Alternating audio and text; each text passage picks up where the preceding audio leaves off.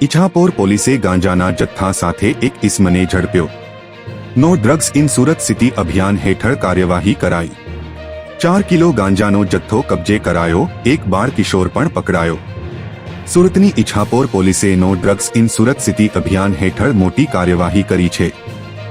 પોલીસે બાતમીના આધારે મોરા ખાતે આવેલી તપોવન સોસાયટીમાંથી આરોપી રામજી કમલેશ બેનબંશીને ગાંજાના જથ્થા સાથે ઝડપી પાડ્યો છે। પકડાયેલ ઇસમ પાસેથી પોલીસે 4 કિલો ગાંજાનો જથ્થો કબજે કર્યો છે। આ ગુનામાં પોલીસે એક બાળ કિશોરની પણ ધરપકડ કરી છે।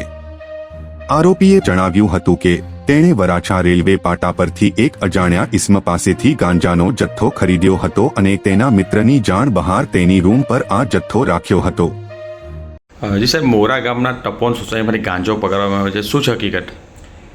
આદરણીય ગૃહમંત્રી શ્રી હર્ષ સંઘવી સાહેબ તેમજ ઇન્ચાર્જ પોલીસ કમિશનર શ્રી વાબાન સંઘવી સાહેબનાઓ દ્વારા સુરત શહેરમાંથી નાર્કોટિક્સ પ્રવૃત્તિને સંપૂર્ણપણે નેસ્તનાબૂદ કરવા માટે સુરત શહેરમાં ચોરી છુપીથી ડ્રગ્સ લાવી અને વેચાણ કરતા ઇસમો વિરુદ્ધ કડક કાર્યવાહીની ઝુંબેશ ચાલી રહી છે।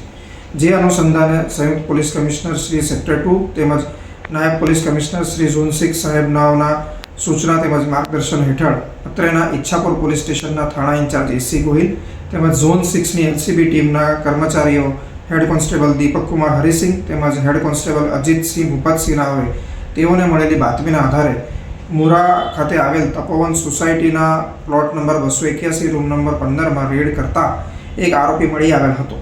જે આરોપીનું નામ રામજી કમલેશ છે અને જે મૂળે મહારાષ્ટ્રનો રહેવાસી છે, જેમની પાસેથી 4 કિલો અને 4 ગ્રામ જેટલા વજનનો માદક પદાર્થ ગાંજો મળી આવેલ હતો કે જેની કુલ કિંમત 40,400 થાય છે।